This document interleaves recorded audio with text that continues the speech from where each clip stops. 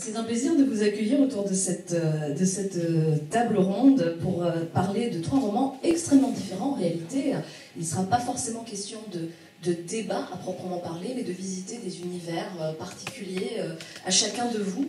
Autour de cette table, Sébastien Bailly, vous publiez Parfois l'homme aux éditions Le Tripode. À vos côtés, Jérôme Attal, 9 rencontres et un amour, c'est aux éditions Fayard. Et enfin Nicolas Rey, Médecine douce, c'est aux éditions du Diable Vauvert. Il va être question d'amour, il va être question du cœur des hommes et d'écriture à la fois très singulière, parfois poétique, parfois drôle. Et nous allons tout de suite visiter vos univers à chacun. Je vais commencer par vous, Sébastien Bailly, avec Parfois l'homme. C'est un roman très particulier parce qu'il pourrait presque être scandé, être lu en slam, être presque chanté. Il y a quelque chose d'homérique dans la manière dont c'est raconté. On pourrait dire aussi que c'est un roman d'aventure, puisque c'est la grande aventure, non pas de l'humanité, mais de l'homme, de sa naissance jusqu'à sa mort. Quel a été l'élément déclencheur de ce livre? Est-ce que vous êtes levé un beau matin en disant « je vais raconter le destin de tous les hommes » Non, je me suis pas levé comme ça, mais c'est le rythme. Le départ du livre, c'est vraiment le rythme, c'est-à-dire qu'à un moment, j'ai cherché et j'ai fini par trouver un rythme d'écriture. Ça m'a pris environ 50 ans. Et quand j'ai trouvé ce rythme d'écriture-là, je me suis fixé l'objectif qui est l'objectif du primo-romancier de base, c'est je vais tout mettre dedans. Ce qui est l'erreur que font tous les primo-romanciers, tout dans le premier livre. Donc je vais raconter toutes les vies de tous les hommes en 200 pages. Pas d'ambition du tout. Et puis voilà, mais c'est vraiment un livre qui est né d'abord de l'écriture et puis de l'envie de raconter une histoire comme on ne les raconte pas forcément. C'est-à-dire qu'on a tendance aujourd'hui à nous raconter des histoires qui prennent un héros au début, qui lui font vivre des aventures, et puis il remporte des victoires, et à la fin, il est a priori sur un happy end, et il termine meilleur qu'il était au début. Ça, c'est l'histoire classique. Voilà. Et je ne voulais pas de cette histoire-là, je voulais quelque chose qui soit plus proche de la vie. À savoir qu'on fait ce qu'on peut avec ce qu'on a, et qu'il y a beaucoup de hasard et d'incertitude. Donc j'ai essayé de raconter ça. Je précisais que c'est pas l'histoire de l'humanité mais de l'homme, et très précisément de l'homme avec un petit H, c'est-à-dire que c'est vraiment le destin d'un homme et non pas des hommes et des femmes. Pourquoi ce choix? Parce qu'il fallait en faire un, que si j'en avais fait un autre, la question serait la même. Il fallait faire un choix, que j'ai fait ce choix-là parce que c'était pour moi a priori le plus simple pour le coup, et que ça n'excluait pas, enfin ça exclut personne. En réalité, je crois, dans le livre, c'est-à-dire qu'effectivement c'est l'homme, mais c'est aussi passer par tous les points qui nous rassemblent plutôt que par tous les points qui nous opposent. Et je sais aujourd'hui, mais avec surprise et satisfaction, que les lectrices s'y retrouvent aussi. C'est-à-dire que les points par lesquels je fais passer l'homme sont des points par lesquels les femmes passent aussi. Évidemment, il y a des points qui ne sont pas les mêmes et qui ne sont pas dans le livre ou pas comme ça. C'est-à-dire qu'il y a aussi dans le livre, l'homme a une mère, a des femmes, a éventuellement des filles, dont une prend la parole à la fin. Voilà, donc c'est un choix parce qu'il fallait en faire. On va y revenir dans un instant. Nicolas Rey, je me tourne vers vous. Médecine douce, c'est l'histoire d'un homme un peu particulier. Alors cet homme est médecin généraliste. On pourrait peut-être dire qu'il est amoral. En tout cas, c'est un homme qui a mené sa vie de façon assez traditionnelle. Il est marié, il a 2 enfants, son travail, tout fonctionne plutôt bien dans sa vie, mais sans éclat, sans grand moment, sans passion. Il reçoit ses patients, et puis un beau jour, rentre dans son cabinet une femme qui va tout bouleverser, chambouler. Et tout renversé. Cet homme va tomber fou amoureux d'une femme très particulière qui va l'entraîner dans son sillon, et il va devoir à un moment donné faire des choix. Est-ce qu'il faut laisser une vie entière qui, même si elle n'est pas extraordinaire, est somme toute satisfaisante, ou est-ce qu'il faut aller vivre l'extraordinaire avec cette femme, quitte à chuter dans ce parcours? Comment est née cette idée? Et est-ce que j'ai raison quand je dis que c'est un personnage amoral et non pas immoral? Il a sa morale à lui, quoi. C'est ce que dit Léo Ferré. L'inconvénient avec la morale, c'est que c'est toujours celle des autres. Bon, mais oui, apparemment, disons que sa morale à lui, c'est qu'en amour comme à la guerre, tous les coups sont permis. Sauf qu'à la guerre, non. Voilà, il fait en sorte que ça se passe comme ça dans son existence. C'est vrai qu'en apparence, pour lui, on a l'impression que tout va bien. En fait, non, c'est une catastrophe. Son mariage va à volo, ça va pas trop avec son fils aîné. Comme disent les gosses, on ne peut pas être amoureuse de papa, maman a déjà essayé. C'est une catastrophe.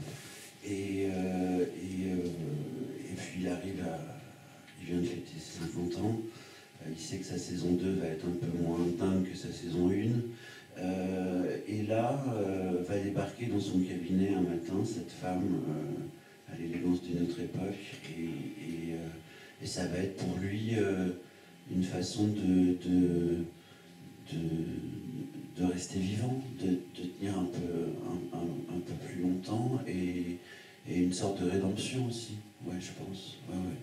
Alors vous dites, en amour, tous les coups sont permis, il va vraiment se permettre un coup assez surréaliste, assez improbable, puisque pour pouvoir gagner le cœur de cette femme qui est elle aussi mariée, il va monter un mensonge absolument hallucinant, il va lui faire croire qu'elle a la syphilis. Oui, il va trafiquer des analyses sanguines pour faire exploser son couple, ouais, ce qui n'est pas très... il va faire le mal, mais le mal sera bien fait. Et ça va lui coûter très cher au final. Et il va mordre la poussière. Mais je voulais raconter cette descente aux enfers et voir comment, jusqu'où on peut aller trop loin par amour. C'est ça qui m'intéressait dans ce film. Il a aussi, vous avez dit qu'il a des enfants, et donc ça ne va pas bien avec son fils aîné, mais avec sa fille, il a une relation extrêmement puissante avec sa fille à 7 ans, et c'est sa confidente. Mais il y a quelque chose, c'est pour ça que j'insistais un peu sur le côté amoral, c'est-à-dire qu'il ne s'encombre pas de la moindre convention. Il a une fille de 7 ans à qui il raconte tout, il raconte son aventure, il lui parle comme à une adulte. Qu'est-ce que c'est que cette relation si particulière qu'il a? C'est elle qui est surdouée, c'est lui qui fait preuve de faiblesse au moment où il s'épanche auprès de sa fille de 7 ans? Bah, c'est une enfant comme ça que j'ai imaginé capable d'avoir une vision adulte de l'existence pour voir ce que ça pouvait donner, et en même temps, lui, du coup, ça lui permet d'avoir un regard enfantin sur les choses et l'existence. Parce que ça permet de ne pas le condamner sur tout. J'ai essayé, y compris ce personnage, on peut condamner assez facilement quand on voit tout ce qui fait de mal dans ce roman. J'ai essayé en fait de le comprendre aussi, parce que pour juger, il faut comprendre, mais quand on comprend, on n'a plus envie de juger. Et j'ai essayé de faire ça tout au long du bouquin. C'est aussi très drôle parce qu'il se met dans des situations impossibles, et puis aussi parce qu'il a un côté un peu sans gêne quand il reçoit ses patients, par exemple, où il va adapter le tarif de la consultation selon l'humeur, ou selon la valeur qu'il va accorder aussi à la personne qui vient le voir. Oui, c'est ça. Oui. S'il y a une femme qui arrive avec son nourrisson et que ça l'emmerde, il lui fait payer 150 €. S'il voit une autre dame qui est en dépression nerveuse parce que son mari la délaisse, il lui fait une ordonnance assez particulière et il lui fait rien payer en fait. Donc ça dépend, c'est vraiment selon l'humeur. Il a des côtés très attachants à travers... parce qu'en fait, c'est de la faiblesse, c'est des failles, c'est-à-dire que c'est quelqu'un qui a des comportements qui peuvent paraître parfois malsains, mais finalement, ce qu'on comprend aussi, c'est que c'est quelqu'un qui a une fragilité. Ouais, c'est ce que lui dit à un moment sa belle-fille à ce personnage qui s'appelle Martin. Il lui dit, Martin, en fait, c'est ta tristesse qui te sauve. Et c'est ce qui sauve ce personnage, c'est ses blessures, c'est le fait qu'il soit cabossé de partout, c'est ses fêlures, c'est ses failles. Et c'est vrai que moi j'ai toujours préféré ces gens-là à la marge qui vont pas trop bien, qui vous appellent à 3 h du matin en vous disant c'est la pire nuit de ma vie, je vais mettre la tête dans le four, plutôt que les gens qui ont la faim, qui ont des projets plein la tête et qui font du footing tous les matins entre 8h et 10h. Je suis plus angoissé par ces gens-là. 6-7. Entre 6 et 7. Et qui n'ont pas peur de mourir le soir avant de s'endormir, quoi, et qui se disent pas je vais devenir ce que j'étais avant de naître, à savoir rien, une sorte de sommeil profond, tout ça n'a aucun sens. Comme dirait Camus, face aux sanglantes mathématiques de notre destinée, aucun effort, aucun sacrifice n'est a priori justifiable. Je vais crever, on va tous crever, c'est horrible. Bref, voilà dans quel état je me trouve le soir. Ma femme dort bien, et je sais pas comment elle fait, je la nuit. Et moi je dors mal, j'ai du mal à m'endormir. Et donc voilà, j'ai de la tendresse pour les gens qui ont du mal à s'endormir le soir. Ces fêlures et ces angoisses me font penser au personnage de Jérôme Attal dans 9 rencontres à un amour. Me font penser à Antonin un petit peu, parce que Antonin, moi je peux l'imaginer, ayant du mal à s'endormir la nuit en se demandant s'il va retourner au néant ou s'il est encore temps d'atteindre le sublime. Antonin, il va rencontrer Anaïs, il va tomber fou amoureux. Elle va être complètement bouleversée par sa présence, tout en étant effrayée, parce que tout le long du roman, elle va s'interroger sur ce désir. Est-ce que c'est du désir? Est-ce que c'est une attraction? Est-ce que c'est une répulsion aussi? Parce qu'en fait, son cœur balance entre les deux. Antonin et Anaïs, on n'aura jamais leur nom de famille, mais on comprend assez vite qu'il s'agit en fait d'Antonin Artaud et d'Anaïs Nin. Est-ce que ce livre est un roman? Oui. Bonsoir. C'est le matin. Bonsoir. Oui, non, en fait, l'idée c'était... Moi j'avais envie d'écrire cette histoire... en fait, j'adore Anaïs Nin, j'adore son personnage, et elle... donc c'est une poétesse, écrivaine du siècle dernier, enfin des années 30, 20-30, mais pas nos 20-30, mais comme on arrive dans les années 20 et les années 30, je trouvais ça sympa justement de brouiller les pistes et de faire comme si j'écrivais leur histoire aujourd'hui. Et donc j'adore Anaïs Nin parce qu'elle vient du journal intime, et moi au départ mon premier éditeur qui s'appelait Stéphane Million m'avait proposé de faire un roman parce qu'il lisait mon journal intime que j'écrivais sur internet, bien avant les blogs. Tu connais Stéphane? Oui. Et je me souviens. Ouais. Je me souviens de lui, il vivait en banlieue, il avait les cheveux longs, et il faisait des kilomètres, et des shorts improbables, et il faisait des kilomètres pour livrer les bouquins dans les librairies pour les réassorts. Exactement. Il avait une carte orange ciseaux, un truc de ouf comme ça. Il faisait tout, il était à la fois l'éditeur, l'attaché de presse et tout. Ouais. C'était un passionné, un type formidable. Et donc Stéphane lisait mon journal intime. Moi j'écrivais mon journal. Moi j'adore le journal intime en tant que genre littéraire. Et quand j'avais 20 ans, j'étais devenu fou du journal intime de Jean-René Huguenin, qui est un écrivain qui a écrit un seul roman qui s'appelle La Côte Sauvage, et qui a fait son journal, qui est un journal pour les jeunes écrivains, c'est vraiment génial. Et donc j'ai écrit longtemps mon journal intime. Et ce que j'adore chez Anaïs Nin, c'est que l'écriture est vraiment pour elle un territoire de liberté et aussi de recomposition du réel et des histoires d'amour qu'elle vit. Et donc j'ai inventé cette scène où Antonin dîne chez elle et cherchant les toilettes à l'étage, entre dans la chambre d'Anaïs et va voir ce qui s'y passe et découvre les journaux intimes et voit dans ces journaux intimes qu'elle raconte, qu'elle couche avec... Alors à l'époque, Anaïs Nin, elle est très dans la liberté. Elle est ce que j'ai vu que Sophie Marceau avait raconté, qu'elle était sapiosexuelle. C'est-à-dire que quand on... Tu sais ce que c'est sapiosexuel? C'est quand on admire quelqu'un, pour son cerveau. Voilà, on a envie de faire l'amour avec cette personne. Et donc Anaïs Nin, elle est un peu comme ça. Dès qu'elle est en admiration devant quelqu'un, elle a envie d'aller dans un lit. Alors à l'époque, elle couche avec son mari, ça on veut bien l'admettre. Elle couche aussi avec l'écrivain Henry Miller, l'écrivain américain. Elle couche même avec Henry Miller dans le lit de son mari pendant que le mari est à son bureau en train de faire ses comptes. À Louisiane, elle couche avec la femme d'Henry Miller, June, elle couche avec son psy, voilà, elle couche avec beaucoup de monde, et elle rencontre Antonin Artaud, le poète, et ils ont une attraction phénoménale, l'un pour l'autre, sauf qu'elle ne couchera jamais avec lui. Et ça va durer 3 mois. Et comme je venais d'écrire un petit éloge des chats, je me suis dit, mais si on mettait ce concept des 9 vies du chat dans une histoire d'amour. Et donc ces 3 mois, je le découpe en 9 chapitres, avec l'idée que quand vous rencontrez une personne qui vous plaît, mais qui vous plaît éperdument, qui vous plaît un peu plus que d'ordinaire, vous n'avez que 9 rencontres pour qu'il se passe quelque chose de dingue avant que ça retombe dans une espèce d'amitié amoureuse ou que l'une et l'autre des personnes démissionnent. Nicolas, ça doit vous parler, cette idée d'un grand amour avec un début, un milieu et une fin, n'est-ce pas? Et puis en fait, donc, si j'ai bien compris, après les 9 mois, sinon c'est la friend zone, comme on dit. Exactement. Les 9 fois, hein, pas les 9 mois, les 9 fois. Et en plus, une fois, ça peut être dans un ascenseur, tu peux gâcher une fois, tu vois, très vite.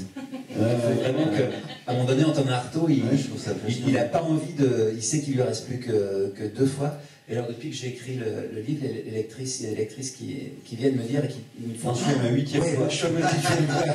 Et elle commence à paniquer, ouf, tu vois. Oui. Il est, comme on dit aujourd'hui, borderline, Antonin Artaud.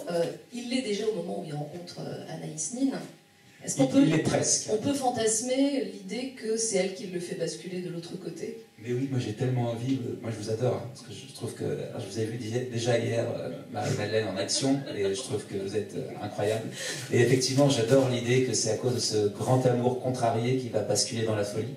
Mais en même temps, c'est une époque, on est en 33, il commence à découvrir l'opium, et il devient quand même bien dingue de l'opium qui va altérer un peu sa perception. Mais l'amour contrarié, peut-être que vous dire oui ou non, Sébastien, est-ce que l'amour contrarié peut mener à la folie? Personne n'ose se prononcer. Personne n'ose se prononcer dans cette salle. Sébastien, dans votre livre, on parlait d'une aventure, mais en fait c'est des milliers d'aventures, parce qu'à travers un homme, vous imaginez tous les champs des possibles, c'est-à-dire que cet homme peut être né dans une famille conventionnelle, mais il peut aussi se retrouver bébé abandonné dans les poubelles, il peut vivre toute son enfance dans un cachot, et puis ensuite, pareil, vous continuez sur les rencontres qu'il va faire et comment la vie bascule d'un côté ou de l'autre. C'est vertigineux. Vous vouliez embrasser tout le champ des possibles. Ce qui me motive là-dedans, c'est qu'en fait, on vit qu'une seule version de notre vie. Et il y a tout un tas d'autres champs possibles. Et je crois qu'on est tous confrontés à ce vertige-là, de se dire, il y a les gens que j'ai croisés, il y a ceux que j'ai ratés, il y a ceux que j'ai vus 9 fois, et c'est dommage parce que arrivé à la 10e, c'était trop tard. Non, j'ai pas repiqué l'idée. Tu connais la phrase de Clifford Geertz? Non. Ah mais ça va te plaire. Je l'ai mis en...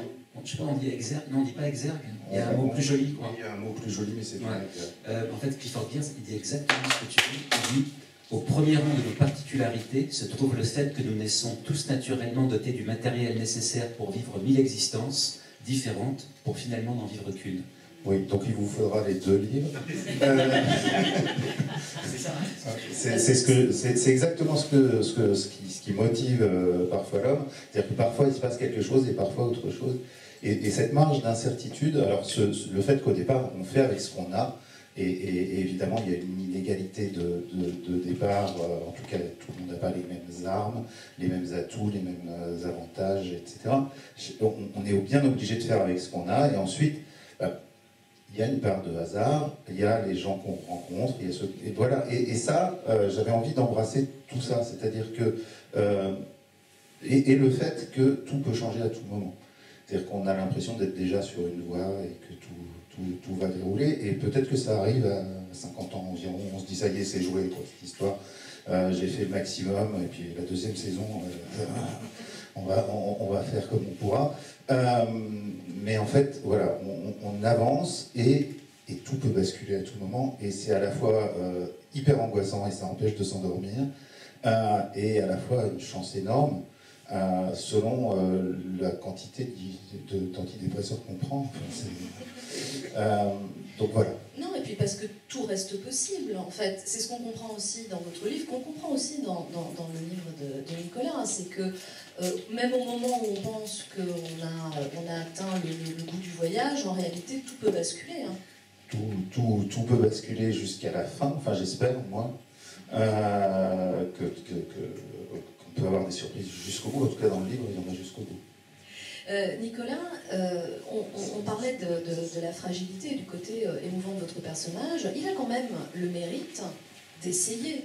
C'est-à-dire qu'au lieu de se contenter, on pourrait dire que il ne va pas gâcher sa famille, il va rester tranquillement là où il est, il a construit, comme on dit, quelque chose. Il y a du panache quand même dans son effort, oui, Martin. Il va brûler tous ses vaisseaux, il va mettre tapis, quoi. Mais je repense à ce que disait la question que vous me posiez, j'ai un peu l'esprit d'escalier sur ce coup-là, sur le début, le milieu et la fin. Oui, et puis surtout l'amour impossible dont on a un marteau. Est-ce que ça rend marteau? Est-ce que ça rend marteau? En tout cas, ça me fait penser à une phrase de Chiron qui disait qu'un chagrin d'amour, ça pouvait faire d'un apprenti coiffeur un émule de Socrate. Et on apprend beaucoup aussi d'un chagrin d'amour. Quand on a un marteau, ça rend du marteau, mais il a appris pas mal de choses aussi de ça. Oui, un milieu, oui, parce qu'en fait, c'est ce que dit l'un des patients, qui est l'ami, en fait, qui est le jeune ami du médecin, quand Aurore Rosier quitte le médecin généraliste, un peu pour le consoler, pour l'épauler, le jeune patient dit au médecin généraliste, lui dit, en même temps, c'est la règle du jeu d'une histoire d'amour, pour qu'elle existe vraiment, il faut qu'il y ait un commencement, un milieu et une déchéance. C'est dans Proust, pour qu'une histoire soit réellement aboutie, qu'elle existe, il faut que tu me quittes. Et pour que tu me quittes, il faut que tu t'en ailles, il faut que tu t'en ailles, il faut que tu t'en ailles avec un autre. Et là seulement, je pourrais te dire, tu as été tout pour moi, que je t'ai aimé entièrement, complètement. Et voilà, l'histoire a été aboutie. Voilà. Mais en même temps, je n'ai pas du tout envie que ma copine me quitte. Je préfère continuer comme ça. Mais voilà, c'est vrai que c'est un peu comme une œuvre, quoi, avec un téléfilm, il y a cette idée-là d'histoire. Une forme de création, ouais, c'est une forme d'allégorie de la création. Ouais. Et d'ailleurs, ce ne sera pas un hasard si Martin, à un moment donné, va s'essayer à l'écriture. Oui. Ce personnage que vous évoquez, le jeune patient, qui s'appelle Nicolas, qui est-il exactement? Est-ce que c'est un alter ego de Nicolas? Dans le sens où j'ai toujours eu, moi, un rapport de copinage et de séduction avec mon médecin généraliste. C'est-à-dire que j'arrive en me disant, il faut que je lui parle d'un truc, j'ai 50 ans, il faut que je lui dise que j'ai pas encore fait mon truc pour le cancer colorectal, il faut que je lui dise tout ça. Et puis, en fait, j'arrive et je le fais discuter du conflit israélo-palestinien, de trucs totalement différents, et il s'emporte, il parle de ça. Je lui demande comment vont ses enfants à Montréal, alors ça le passionne, et puis au final, on n'a pas parlé de moi, quoi, mais c'est mon pote, et voilà, il est content, et je suis content, parce qu'on a discuté, et au final... Et vous le payez à la fin? Non, il ne fait pas payer. Médicalement, il ne suit pas de ouf, quoi. Mais bon, c'est bizarre comme relation. C'est bizarre. Jérôme, dans la relation d'Antonin et d'Anaïs, je parlais de création, il en est beaucoup question, alors, par la force des choses, on parle de deux grands créateurs, mais on a le sentiment que c'est intimement lié au rapport amoureux, c'est-à-dire que dans leur histoire d'amour, il y a le processus de création qui se met en marche, et vice-versa, c'est-à-dire que le fait que ce soit des créateurs, j'ai l'impression que ça alimente aussi leur relation. Oui, parce que c'est un peu... moi, j'essaie qu'il y ait une viscéralité à ce que j'écris, peu importe les sujets ou les idées qui me ouvrent le champ d'un territoire de roman. Donc, j'essaye que ce soit viscéral. J'ai l'impression que Anaïs Nin, en tout cas, elle est très viscérale. Et ce qui est remarquable aussi, c'est que dans toutes les relations qu'elle a eues, tous les hommes qu'elle a aimés, ont toujours vu son écriture et son journal comme le vrai rival. Et tous ont essayé de la détourner de l'écriture. Et ont préféré la voir comme muse ou plutôt que comme femme qui produit de l'écriture. Et c'est ce que j'essaye de démontrer, enfin de lui donner aussi dans ce livre, c'est cette force de création. Et c'est le paradoxe en tout cas pour moi en tant que type qui écrit beaucoup, à la fois des romans, des chansons, moi je passe mes journées, ma vie à écrire, et c'est ce double aspect, c'est à la fois l'écriture est un territoire que je trouve plus valable que la vie de tous les jours pour m'émanciper, et en même temps c'est aussi un refuge, c'est aussi c'est à la fois un horizon et à la fois une chambre d'enfant. Et en tout cas dans ma pratique moi, de l'écriture, c'est voilà, à la fois une cour de récréation et en même temps une chambre où je peux être reclus. Et j'avais l'impression qu'Anaïs Nin, c'est la même chose. Voilà, elle a des aventures, elle parle de ses aventures dans son journal, elle a une curiosité de la vie, des rapports humains, et en même temps, elle respire vraiment quand elle se retrouve seule avec ses cahiers, avec son écriture. Est-ce qu'on sait dire, qu'est-ce qui fait que cette relation avec Antonin, alors que vous le disiez tout à l'heure, elle couche avec tout le monde, sauf lui en fait, qu'est-ce qu'il y a de particulier dans cette relation? Qu'est-ce que vous avez saisi, vous, de la particularité de ce qui va se passer entre eux, qui va faire que la consommation charnelle, pour le dire comme ça, ne fait pas partie du programme, et pourtant, il y a l'intensité? En fait, pour tout vous dire, moi, ça m'a rappelé mon adolescence. Parce que de la 6e à la 3e, j'étais dingue amoureux d'une fille. Je lui écrivais des lettres d'amour tout le temps. Moi, je viens de l'écriture par la lettre d'amour. Hein. C'est mon... et un jour, je me rappelle, c'était à Saint-Germain-en-Laye, et je la raccompagne au bus, qui était sur la place du château. Et sur le trajet, elle rencontre 4, 5 ou 6 garçons, à intervalles, comme ça.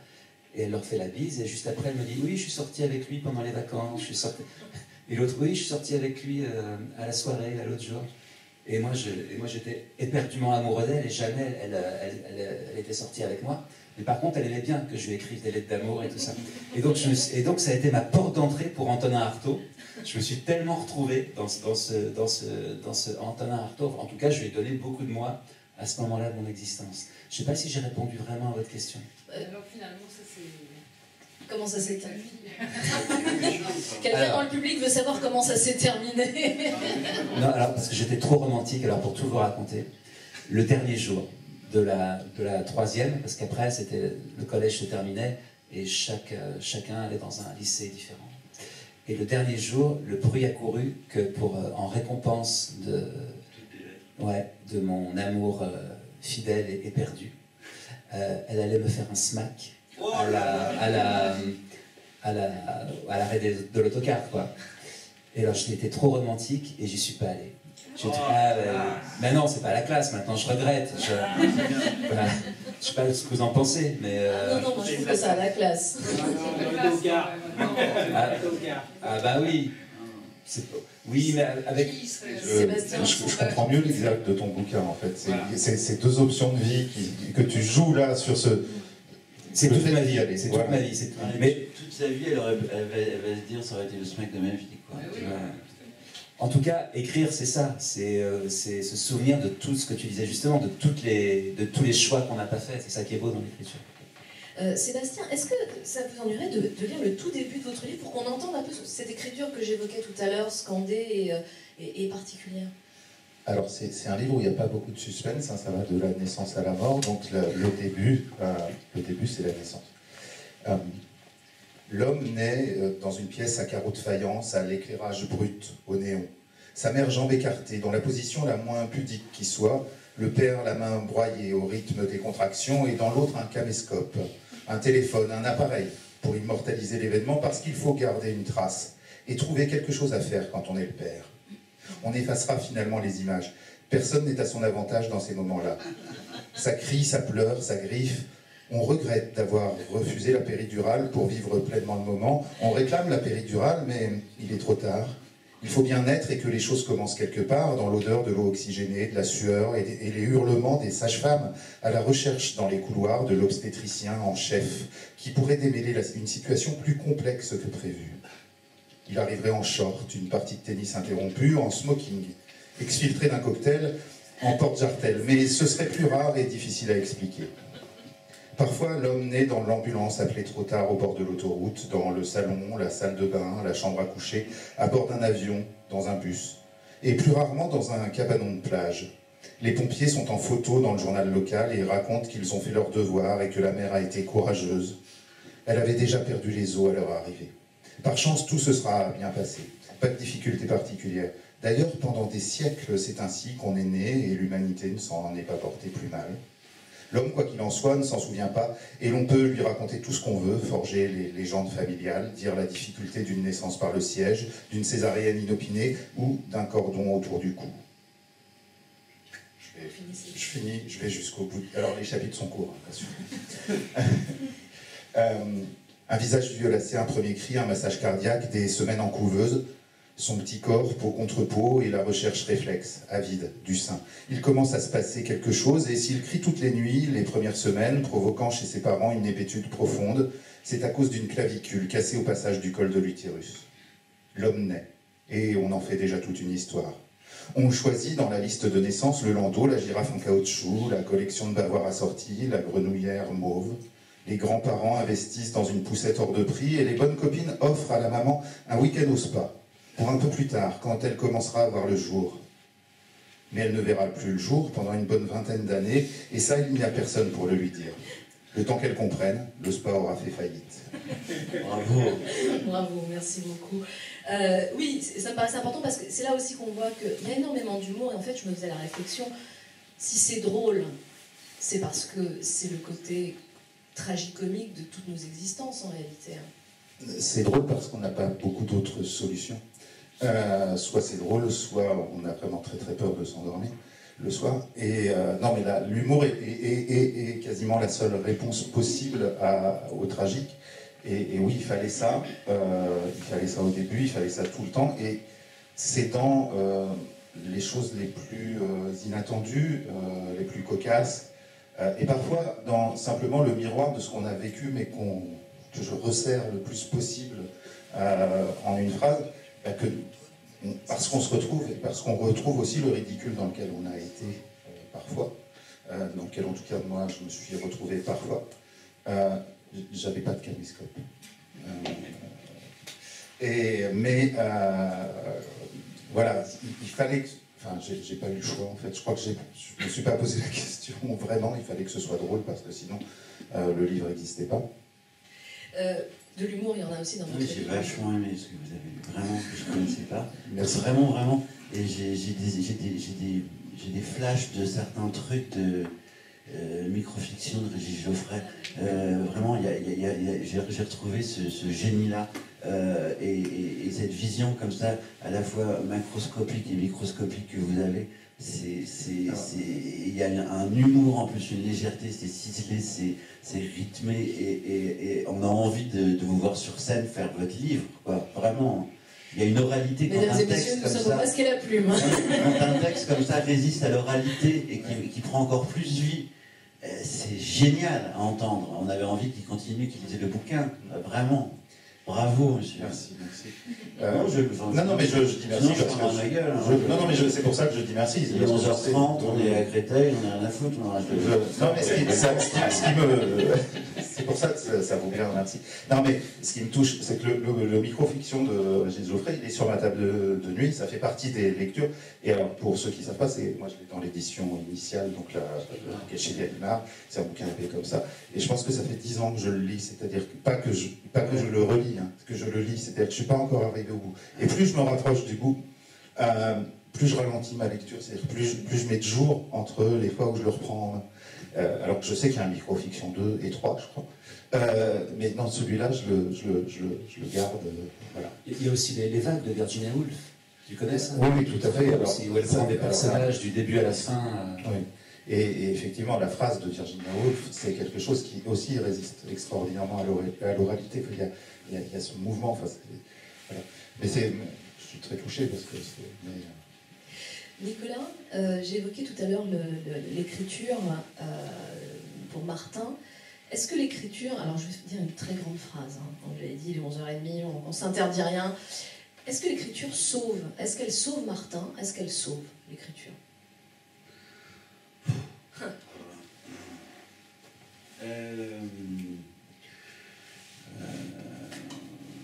Là, en fait, pour Martin, il me fallait... J'étais pas content de ma... C'est la première fois que ça m'arrive. Normalement, quand j'écris un roman, je mets toujours au dos de l'enveloppe une phrase du début, une phrase du milieu, une phrase de fin. J'étais pas content de la fin. Là, pour la première fois, il fallait que je trouve autre chose. j'ai eu l'idée de cette pirouette, justement, tu parlais de journaux intimes. Et je me suis dit, mais tiens, en fait, le personnage a pris vie malgré moi dans ce bouquin. C'était assez drôle d'ailleurs. Il faisait des trucs que je ne maîtrisais pas vraiment. Et il prenait des notes. Et je me suis dit, tiens, mais si en fait il en faisait un livre, si. Voilà, et c'est venu de là, en fait, cette idée-là. Alors, est-ce que ça le sauve ou pas? Je sais pas, est-ce qu'on peut être sauvé par l'écriture? Je ne me suis jamais posé cette question-là. C'est comme le désir, l'écriture. Ça me fait penser à un film de Al Hartley qui s'appelle Trust Me. Et à un moment, il y a deux frères. Le petit frère dit à l'autre, je crois que je désire quelqu'un, et le grand frère lui répond, tu sais, il y a deux choses dans ce bas monde, le désir et les emmerdements. Le problème, c'est que dès que tu commences à désirer quelqu'un, c'est les emmerdements qui commencent. Et c'est un peu la même chose avec la littérature, quoi. C'est-à-dire que c'est chouette de se mettre à écrire, mais c'est aussi là où les emmerdements commencent. En même temps, quand j'écris, ce qui est drôle, c'est que je vais à la Lune, chez mon éditrice, écrire dans une résidence d'auteur entre Nîmes et Montpellier. Et quand j'écris, je me mets en fin de journée, et je me dis à chaque fois, cette fois-ci, je vais pas m'en sortir, en fait. Et j'ai mon café, ce que je vous raconte est passionnant, une banane, des petits écoliers, et je me dis, cette fois-ci, je vais me faire choper par la patrouille, ça va pas le faire, quoi. Des petits écoliers au lait ou noir? Au lait. Et puis, je mets quelques mots, une, deux lignes de texte, un chapitre, et puis, enfin, un paragraphe, et puis j'arrive à finir le chapitre, il est 3-4 heures du matin, je vais me balader, il y a des chevaux de Camargue, des vignes, et mon monde est sauvé une fois de plus, quoi. Je me dis, bon, bah, je peux tenir une fois de plus, quoi. Donc, ouais, là, à ce moment-là, je me sens sauvé. Encore. Ça sauve peut-être pas, mais ça aide à tenir. Ouais, c'est ça. Je suis sauvé jusqu'au lendemain, quoi. Où je me dis, bon, je pense pas au lendemain. Je me dis, on verra déjà. Pour cette fois-ci, je tiens le coup. Jérôme, votre livre, c'est évidemment cette histoire d'amour, mais c'est aussi l'histoire d'une époque. Vous nous emmenez vraiment dans une ambiance très particulière de ces gens qui se retrouvent à dîner à Louvciennes et qui décident tout d'un coup de partir en voiture pour aller voir des coups à Saint-Germain. Il y a de la nostalgie dans ce livre? Non. Non, pas du tout. Non, moi je suis pas du tout nostalgique, je suis plutôt mélancolique. C'est un sentiment qui est plus, qui est à la fois dans le futur, dans le présent et dans le passé. J'ai l'impression de la mélancolie. Je voudrais dire que moi j'adore toujours les secrets des auteurs, des autrices. Par exemple, j'avais lu que Marguerite Duras ne commençait jamais à écrire le matin sans avoir fait son lit. Et alors moi je fais toujours mon lit le matin avant de commencer à écrire. Et donc je pensais que Nicolas était plus Pépito ou Figolu. Et donc aujourd'hui j'ai appris que c'était les petits écoliers. Et donc je pense que quand je vais aller au Carrefour Market tout à l'heure ou demain matin, j'aurai une pensée pour Nicolas chaque fois que je passerai devant des petits écoliers au lait. Et oui, une époque. Oui, en fait, comme vous le disiez justement au début, j'ai essayé que ce soit pas trop marqué 1930. Après, ce que j'adore dans cette période, c'est ce que j'avais déjà fait dans un roman où je parlais de Giacometti qui veut casser la gueule à Sartre, qui s'appelait 37 étoiles filantes, en 1937. C'est que j'ai l'impression que c'est un peu la même époque qu'on vit aujourd'hui, c'est-à-dire que c'est une époque où Paris devient une dernière bulle d'oxygène et d'inconscience aussi pour des artistes qui arrivent de toute l'Europe, et il y a des dictatures qui se mettent en place. Alors voilà, comme on peut avoir aujourd'hui à la fois des nationalismes et des dictatures, j'ai l'impression avec une Europe comme ça qui bouillonne et où la seule liberté reste l'histoire d'amour finalement, et la rencontre amoureuse, la seule insouciance en tout cas. Voilà, j'ai l'impression que ce que l'on partage avec les années 30 du siècle dernier et nos années 20-30 aujourd'hui, c'est que, bon après moi, le territoire amoureux est mon territoire d'écriture, mais j'ai l'impression que la rencontre devient le dernier espace d'insouciance qui nous est permis dans ce monde de totale violence. Est-ce que vous êtes d'accord avec ce que dit Jérôme Célestin ? Je voudrais d'abord revenir sur l'histoire des petits écoles. Ah. Non, c'est sans doute le moment le plus important de cette rencontre. Ah oui, évidemment. Ah bah, bien sûr. C'est pas neutre du tout, surtout dans le choix du nom. C'est-à-dire que ingérer du petit écolier, c'est-à-dire redevenir soi-même le petit écolier au moment où on écrit, ça dit énormément de choses sur la personne qui écrit. Et je pense que c'est loin d'être neutre. Et que si moi je mange des princes, c'est pour d'autres raisons. Prétentieux. Et là je salue l'artiste. Là. Ah oui, là j'ai dit monsieur. Cette rencontre touche malheureusement à sa fin. Ah, FIM. C'était un vrai plaisir d'échanger avec vous, messieurs. Parfois l'homme, Sébastien Vallier, c'est aux éditions du Triposte, un premier roman, on l'a entendu, extrêmement réussi. Nicolas Ray, Médecine douce, avec un personnage extrêmement attachant, même s'il est... il a des allures de mauvais garçon, mais en réalité, les choses sont bien plus compliquées que ça. Il est très très touchant, ce Martin.